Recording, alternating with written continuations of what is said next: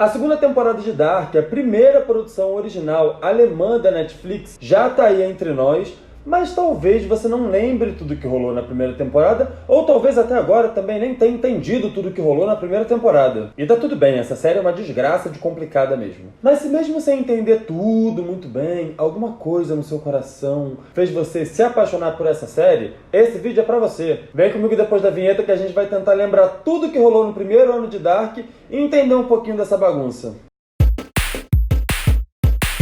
Já faz algum tempo que as famílias de Dark foram apresentadas ao público na Netflix, mas muita gente ainda não entendeu nem aquela cena enigmática do final, nem a própria sequência de acontecimentos da primeira temporada. De fato, Dark não é uma série muito fácil. Ao longo dos 10 episódios da primeira temporada, o público foi jogado numa trama com linhas temporais supostamente distintas, que supostamente convergem e com as diferentes versões dos mesmos personagens que passeiam por elas. Em função disso, a gente está aqui com um guia para entender tudo que rolou na primeira temporada e ficar em paz para poder assistir a segunda temporada sem ficar com aquela cara de o que está acontecendo. O primeiro mistério apresentado na trama é para onde foi ou o que aconteceu com o jovem Mikkel, que desaparece na floresta logo no primeiro episódio. Mikkel é filho do policial Ulrich, que é um homem que já tinha sofrido com o desaparecimento do irmão, Mads, 33 anos antes. Sem maiores enrolações, o Mikkel foi parar em 1986, e como a série se passa em 2019, ele regrediu 33 anos no tempo. Essa marca de 33 anos, inclusive, é uma marca recorrente e importante ao longo da trama. Mas enfim, vamos entender como foi que o Mikkel foi parar lá. O principal elemento de Dark é nada mais nada menos que um buraco de minhoca, uma das formas que a física já teorizou sobre a possibilidade de viajar pelo espaço-tempo. Quem introduziu a lógica por trás desse tipo de viagem originalmente foi o físico alemão Albert Einstein, através da teoria da relatividade. Ela é muito complexa, mas para você entender a trama, basta saber resumidamente, muito resumidamente no caso, que se trata de um tubo que a entrada está em um período de tempo e a saída está em outro período de tempo. O buraco de minhoca tá ali naquela cidade não é uma coisa aleatória ou gratuita na trama. A existência dele está vinculada a um acidente que rolou na usina nuclear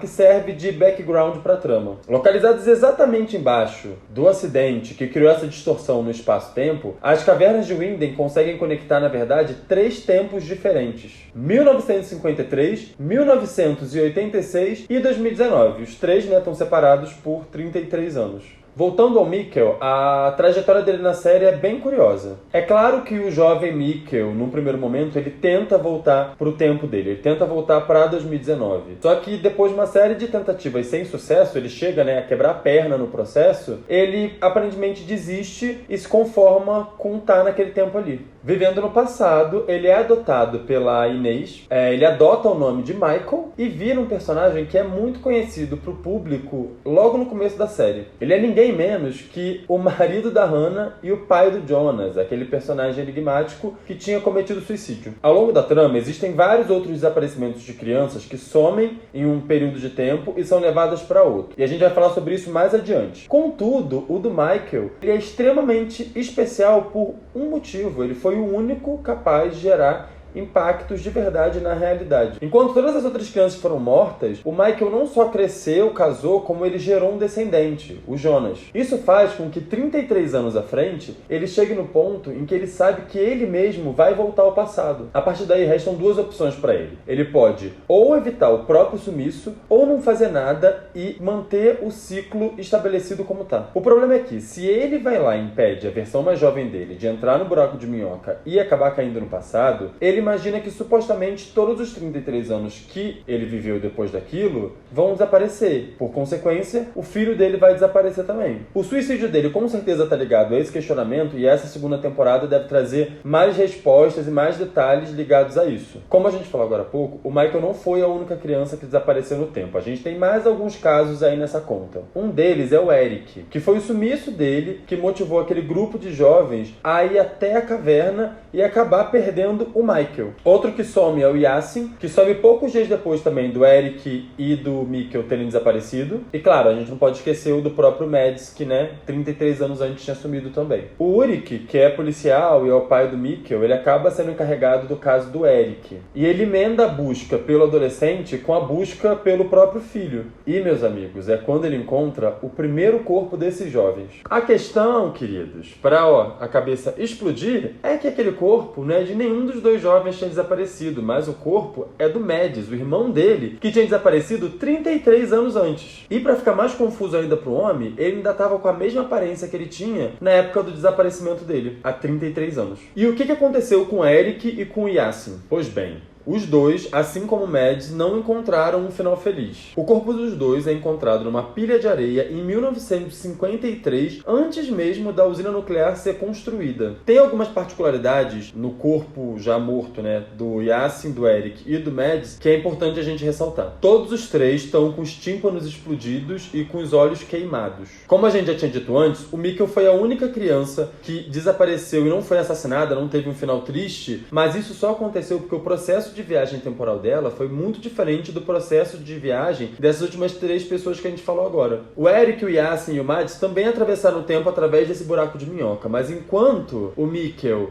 atravessou porque ele se perdeu, os outros 3 foram sequestrados para testes. Os nomes por trás disso são Helge e o misterioso vilão Noah, de quem a gente vai falar um pouquinho mais à frente porque é um dos maiores mistérios de fato da trama. Os dois trabalham juntos em 1986 na construção de uma máquina do tempo. Na verdade, o Helge foi meio que cooptado pelo Noah, porque o Noah dirige tudo como um mentor, mas nunca coloca a mão na massa. E para isso, eles fazem testes com cobaias humanas dentro de um bunker. Como o projeto ainda não é 100% funcional, um por um os meninos acabam morrendo nos testes e são desovados em outras décadas para não sobrar pista sobre a dupla de sequestradores. A longo prazo, é claro que as coisas começam a se complicar. Tem 2 viagens do tempo que são muito importantes para o que a gente vê acontecer no último episódio da primeira temporada. A primeira delas é a do próprio Ulrich, que é o pai do Mikkel, que desapareceu em 2019, e irmão do Mads, que desapareceu em 1986. O policial descobre tudo o que está acontecendo, inclusive que o corpo que ele encontrou na floresta é realmente do irmão dele. Ao longo dos episódios, a investigação dele vai se fortalecendo a um ponto que ele viaja para 1953 para tentar matar o Helge, quando ele ainda era uma criança inocente, evitando assim que quando ele cresça, ele acabe sequestrando o filho dele. Mas é óbvio que o plano dá errado. Não só o Helge sobrevive, como o Ulrich acaba indo preso em outra década. A segunda viagem importante é do próprio Helge. A versão do sequestrador em 2019 já tá velhinho, num asilo, arrependido de todo o mal que ele causou para as crianças. Depois que ele é confrontado pelo Ulrich, ele coloca a mãozinha na consciência, antes tarde do que nunca, e volta ao passado para tentar convencer a versão mais nova dele mesmo a parar de dar o suporte que vinha dando pro Noah. Mais uma vez, as coisas não dão certo como eles esperavam e a versão mais nova do Helge não dá ouvido à versão mais velha. Isso faz com que a versão mais velha do Helge tente matar a versão mais nova, mas o plano dá errado, e assim, dá errado num grau que quem morre é a versão mais velha do Helge, a versão mais nova segue viva. Depois dessa confusão toda, de gente viva e morta passeando entre passado, presente e futuro, a gente chega no ponto principal da trama, a relação do Jonas com o viajante misterioso. Jonas é o filho do Mikkel, sabe? O menino que se perdeu, cresceu, depois se matou. É difícil gravar tudo. Pertinho já do fim, a série revela que esse tal homem, o viajante misterioso, é o próprio Jonas, que veio do futuro. Ele é o primeiro personagem cuja origem não é em nenhum dos 3 anos base da trama. 1953, 1986, 2019. Ele veio de algum lugar depois disso. Mas por que ele voltou para o passado? Ele voltou para entregar para a versão mais nova dele as diretrizes para que ele próprio conseguisse ter êxito e fazer tudo o que ele sabe que ele vai ter que fazer. Porque, ele já viveu aquilo. Isso culmina na cena que o Jonas de 2019 tá dentro do bunker onde o Noah e o Helge fazem as experiências dele, e a versão mais velha do Jonas ativa a máquina do tempo. Isso faz com que abra uma fenda no espaço-tempo ali. Isso conecta o bunker onde o Jonas de 2019 estava preso com o lugar onde o jovem Helge de 1953 estava também. Quando eles estão frente a frente, os dois se tocam, e o resultado dessa interação é que o Helge fica preso no bunker prestes a virar uma experiência do Noah. A expectativa plantada nesse ponto é clara. Com o Helge morrendo ainda na infância, nas mãos do Noah, muita coisa que acontece tanto em 1986 quanto em 2019 mudaria. O próprio Helge não existiria mais e aí, em tese, as crianças não seriam sequestradas e mortas. E é aí que as coisas ficam doidas, meus amigos, porque até o dado momento, todas as ações que aconteceram no passado já eram previstas no futuro. Ação e reação acontecem de forma simultânea na série. A lógica de passado, presente e futuro não passa de uma ilusão. Não foi preciso que o Mikkel de 2019 tivesse desaparecido para que o público conhecesse o Jonas e o Michael no mesmo ano. A prisão do Ulrich em 1953 também já estava documentada em 2019. O ponto da série parece ser justamente a jornada do Jonas, tanto de 2019 quanto do futuro, para conseguir quebrar o ciclo de repetições que acontecem a cada 33 anos. O próprio Jonas do futuro diz para a versão mais nova dele lá no bunker, os dois, em 1986, que ele lembrava de ter vivido aquilo, mas que na memória dele ele estava do outro lado. Ele completa dizendo que ele não pode tirar o rapaz do bunker porque isso mudaria o futuro e que se isso acontecesse, ele próprio não se tornaria o que ele era naquele momento. Isso, meus amigos, leva ao ponto em que o Jonas de 2019 vai parar no final da série. O menino vai parar numa espécie de futuro pós-apocalíptico, onde aparentemente rolou algum problemão com a usina nuclear, porque a gente vê ela no fundo, completamente destruída. E de quebra, ele é recebido por uma mulher que cumprimenta ele falando bem-vindo ao futuro, como se viagens temporais fossem algo comuns e esperados pelas pessoas daquela civilização, daquele tempo. Esse futuro pode ser 2019 mesmo, completamente modificado por todas as intervenções que foram feitas no passado, mas isso vai muito de encontro com a série, com essa coisa de passado, presente e futuro são ilusões, ou pode ser uma época ainda mais à frente. 2052, por exemplo, 33 anos à frente, essas duas alternativas são igualmente instigantes para o público. Caso seja 2019,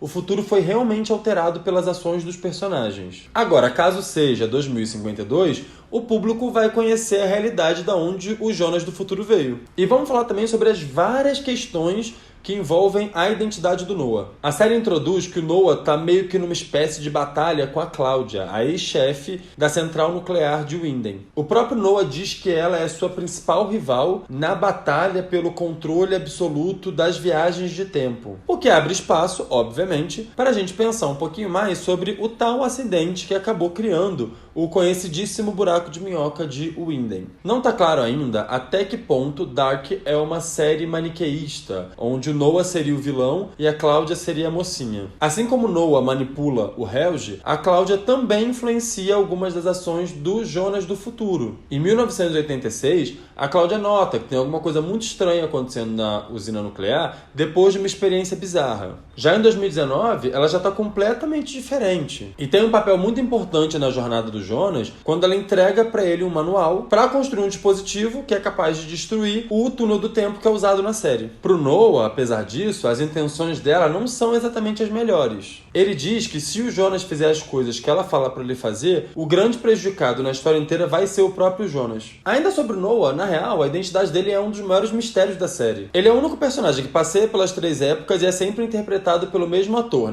Até pelo menos se prove o contrário. Outro ponto curioso é a tatuagem enorme que ele carrega nas costas. É um símbolo chamado Tábua de Esmeralda, que não foi colocado ali à toa, então com certeza ele vai ser importante ao longo da série. Tem muita especulação também sobre o Noah ser algum dos outros personagens da série, assim como aconteceu com o Mikkel e com o Michael. Algumas teorias apontam que o Noah seria o Bartosz, o neto da Cláudia e amigo ou não, do Jonas. O que se sabe até agora da trama é basicamente isso. Jonas é o ponto que vai ser determinante na trama, e tanto Cláudia quanto Noah são peças importantes em um tabuleiro que ainda conta com nomes como Michael e Ulrich. A primeira temporada meio que faz isso, Ela introduz como funcionam as viagens temporais através desse buraco de minhoca e mostra as investidas das pessoas para tentar controlar essa técnica. Para a segunda temporada, as expectativas eram que a gente visse o resultado de toda essa confusão que foi criada até agora e até onde o Jonas vai ter que ir para resolver todo esse caos que está acontecendo em Winden. Mas agora que você viu esse vídeo, você pode ir lá e assistir a segunda temporada e descobrir o que vai acontecer com essa monteira de personagens que a gente confunde confunde nome toda hora. Por hora, não esquece de se inscrever no canal, de assinar as notificações.